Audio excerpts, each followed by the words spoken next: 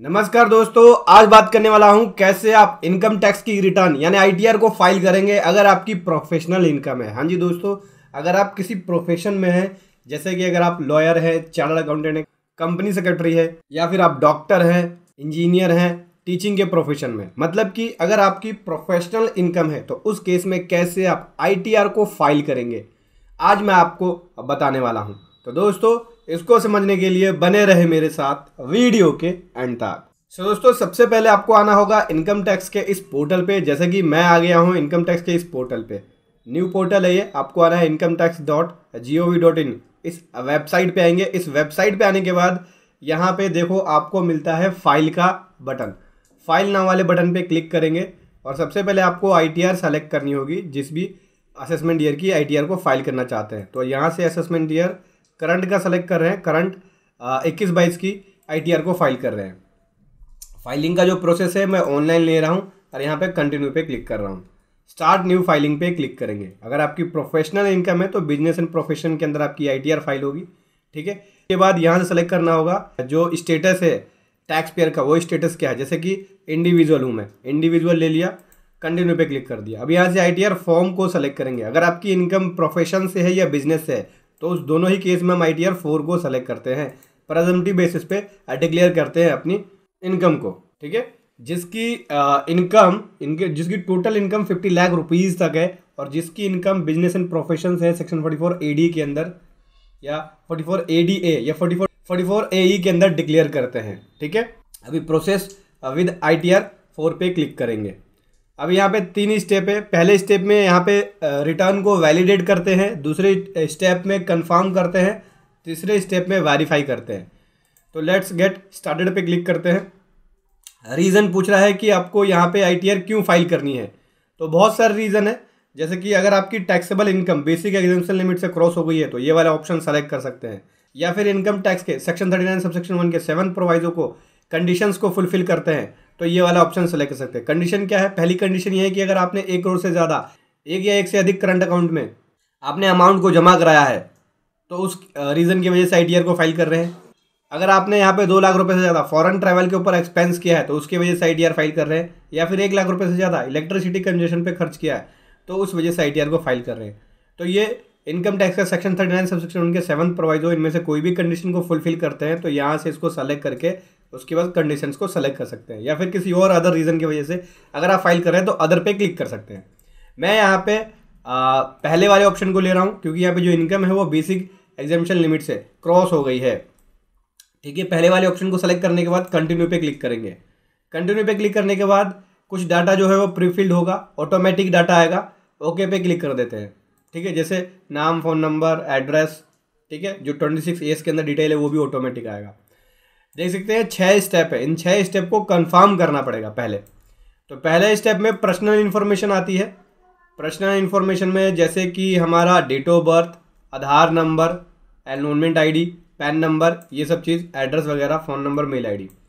ठीक है, दूसरे स्टेप में नेचर ऑफ एम्प्लॉयमेंट। तो यहाँ से नेचर ऑफ एम्प्लॉयमेंट में मैंने अदर्स को सेलेक्ट कर लिया और यहाँ पे उसके बाद सेलेक्ट करना होता है कि रिटर्न कौन से सेक्शन के अंदर फाइल कर रहे हैं। तो रिटर्न हम सेक्शन 139 सबसेक्शन 1 यानी ड्यू डेट से पहले रिटर्न को फाइल कर रहे हैं तो ये वाला ऑप्शन सेलेक्ट कर लेंगे। नीचे आएंगे कि आप न्यू टैक्स रिज्यूम को ले रहे हैं, नहीं, यहाँ पे न्यू टैक्स रिज्यूम को मैंने ऑप्ट नहीं किया हुआ है तो नो पे क्लिक कर देता हूँ। क्या यहाँ पे रिटर्न रिप्रेजेंटेटिव एसएससी द्वारा फाइल की जा रही है? नहीं, नो। उसके बाद नीचे आएंगे, अभी बैंक की डिटेल को ऐड करना होगा तो ऐड अनदर पे क्लिक किया, कंटिन्यू पे क्लिक किया। यहाँ से मैं अपनी बैंक की डिटेल को ऐड कर दूंगा। ठीक है, सबसे पहले बैंक अकाउंट नंबर ये लिखना होगा, तो चलिए लिख लेते हैं। अकाउंट नंबर कंफर्म कर दिया, अकाउंट टाइप सेविंग अकाउंट है, प्राइमरी अकाउंट ले लिया। यहाँ पे लिखना होगा IFSC कोड, चलिए लिख लेते हैं।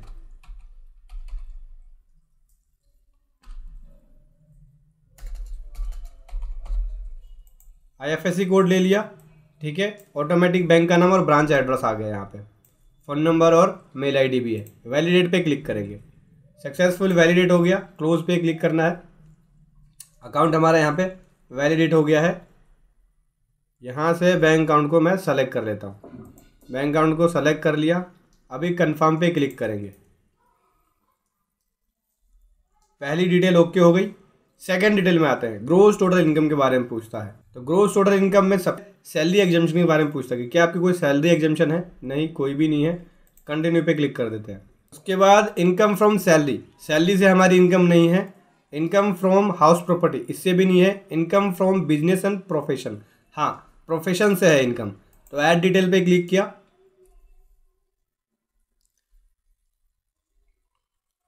ऐड डिटेल पे क्लिक करने के बाद बिजनेस से है तो आपको यहाँ देनी होती है, अगर प्रोफेशन से है तो यहाँ प्रोफेशन पे सेलेक्ट करेंगे। सबसे पहले बिजनेस का नाम, तो बिजनेस का नाम सेम है जो एसएससी का नाम है, उसी नाम से है। बिजनेस का नाम वही लिख रहा हूँ मैं, ठीक है। बिजनेस कोड क्या है, यहाँ पे प्रोफेशन है और ये इंजीनियरिंग की प्रोफेशन के अंदर है एसएससी, तो इंजीनियरिंग एंड टेक्नोलॉजी कंसल्टेंसी को सेलेक्ट कर लिया। ऐड डिटेल पे क्लिक कर दिया हमने। अभी देख सकते हैं ऐड डिटेल पे क्लिक करने के बाद ग्रोस रिसीट्स दिखाता है कि इतने का है, इतना देख सकते हैं ये अमाउंट ऑटोमेटिक आ रहा है और इसके ऊपर हमें टैक्स देना बनेगा। तो मैं आपको बता देता हूँ, मेरी यहाँ पे जो इनकम है बिजनेस एंड प्रोफेशन से, यानी प्रोफेशन से जो इनकम है वो है, अमाउंट थोड़ा डिफरेंट आ रहा है, 26 ईयर्स में कुछ और है, यहाँ पे 76,487 का अमाउंट है। प्रोफेशन के अंदर अपनी जो इनकम आप डिक्लेयर कर सकते हैं वो 50% तक डिक्लेयर, यानी जो डीम्ड इनकम होगी वो 50% तक होगी। अगर उससे कम होगा तो आपको यहाँ पे ऑडिट कराना पड़ेगा सेक्शन 44AB के अंदर, ठीक है। और उस केस में आपकी ITR 3 फाइल होगी।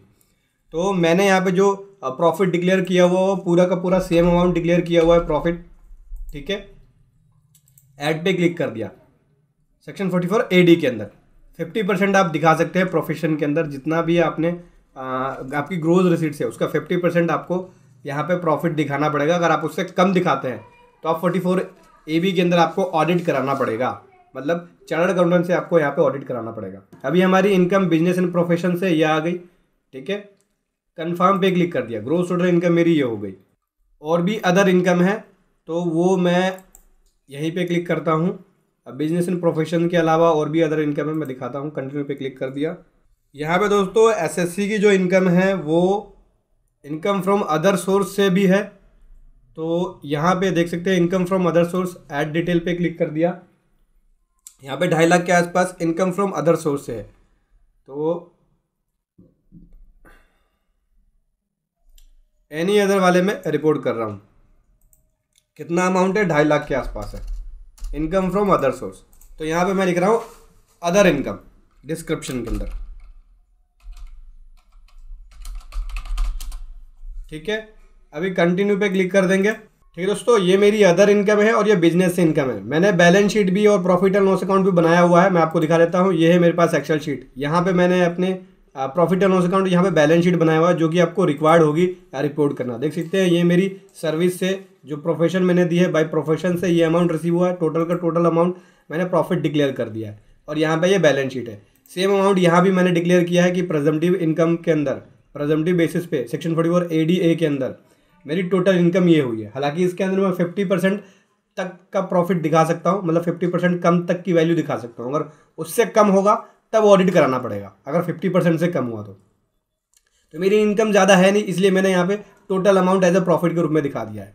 कंफर्म पे क्लिक कर देंगे, ठीक है। और अगर आप इस बैलेंस शीट को डाउनलोड करना चाहते हैं तो वीडियो के डिस्क्रिप्शन में इसका लिंक मिल जाएगा।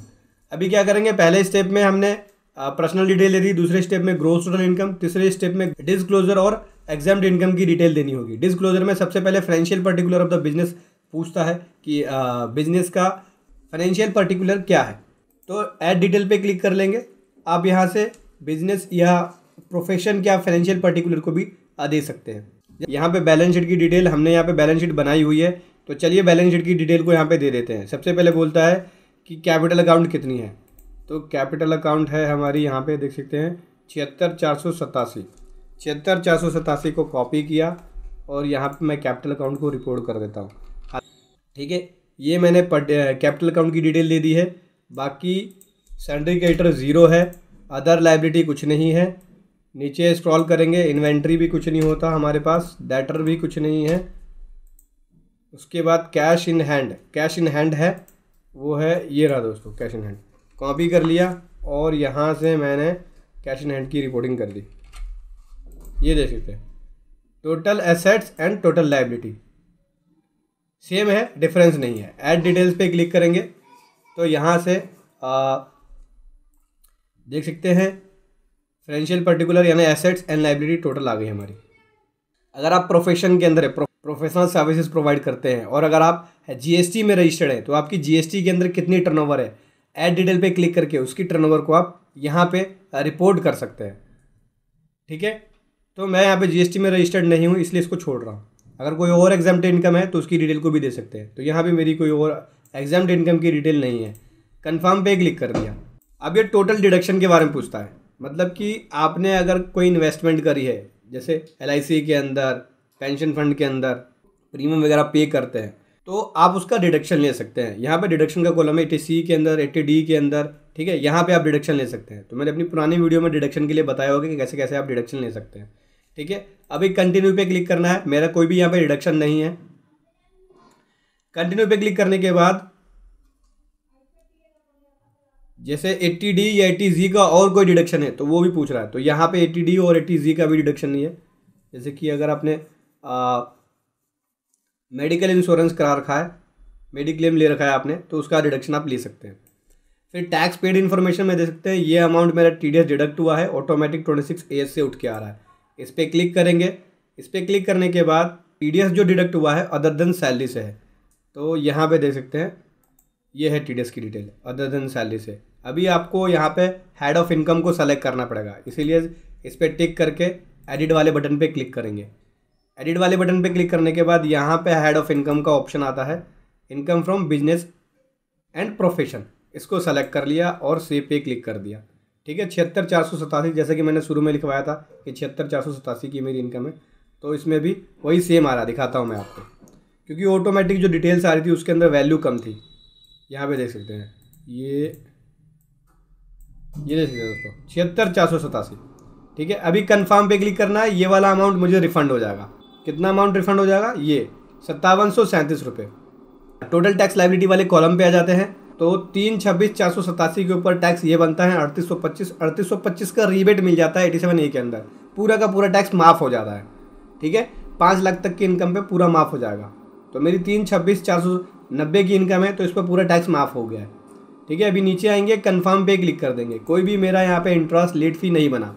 उसके बाद और नीचे आएंगे, स्क्रॉल करेंगे और यहाँ से देख सकते हैं ये टैक्स पेड है 5737, मुझे अमाउंट रिफंड हो जाएगा। प्रोसीड पे क्लिक करेंगे, देख सकते हैं बोलता है कि you are eligible for a refund of 5740, इतना अमाउंट मुझे रिफंड हो जाएगा।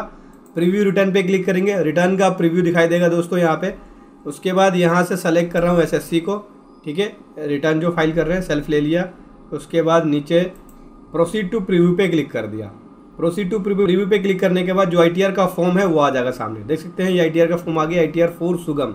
ठीक है, असेसमेंट ईयर 21-22 के लिए। नीचे स्क्रॉल किया, नीचे स्क्रॉल करने के बाद यहाँ से प्रोसीड टू वैलिडेशन पे क्लिक करेंगे। वैलिडेशन के लिए ये फॉर्म जाएगा, अगर कोई भी एरर होगा तो वो बता देगा, जैसे नाम में, फ़ोन नंबर में, एड्रेस वगैरह में। तो देख सकते हैं वैलिडेशन सक्सेसफुली है, कोई भी एरर नहीं है। अभी प्रोसीड टू वेरिफिकेशन पे क्लिक करना है, तो ये वेरिफिकेशन के लिए जाएगा, मतलब कि आपको वेरीफाई करना पड़ेगा अपनी रिटर्न को। दोस्तों यहाँ पे मैं E-वेरीफाई बाद में करूँगा, 120 दिन का टाइम मिल जाता है। ठीक है, क्योंकि यहाँ पे आधार कार्ड से मेरा फ़ोन नंबर लिंक नहीं है, इसलिए E-वेरीफाई लेटर पे क्लिक करके मैं यहाँ पे कंटिन्यू पे क्लिक करके रिटर्न को सबमिट कर दूँगा। कंटिन्यू पे क्लिक कर दिया, सबमिट कर रहे हैं यहाँ पे रिटर्न। हमारी यहाँ पे रिटर्न जो है वो सक्सेसफुली सबमिट हो गई है, लेकिन 120 दिन के अंदर मुझे E-वेरीफाई करना होगा, मतलब फ़ोन नंबर जब लिंक हो जाएगा आधार से तब मैं यहाँ पे E-वेरीफाई कर लूँगा 120 दिन के अंदर। अभी हमारी रिटर्न फाइल हो गई है। E-फाइल पे जाके, इनकम टैक्स रिटर्न पे जाके, व्यू फाइल रिटर्न पे जाके देखेंगे तो देख सकते हैं ये हमारी रिटर्न फाइल हो गई है। यहाँ से आपको डाउनलोड रिसीट्स पे क्लिक करके जो रिसीट्स है, एक्नॉलेजमेंट स्लिप है, वो मिल जाएगी। इस पर क्लिक करेंगे, मैं आपको दिखाता हूँ, ये देख सकते हैं, लेकिन ये अभी E-वेरीफाई नहीं हुआ, पेंडिंग है वेरिफिकेशन के लिए। और इस प्रकार से आप अपनी रिटर्न ITR को फाइल कर सकते हैं अगर आपकी प्रोफेशनल इनकम है तो। वीडियो कैसी लगी ज़रूर बताएं। Thank you so much. जय हिंद, वंदे मातरम।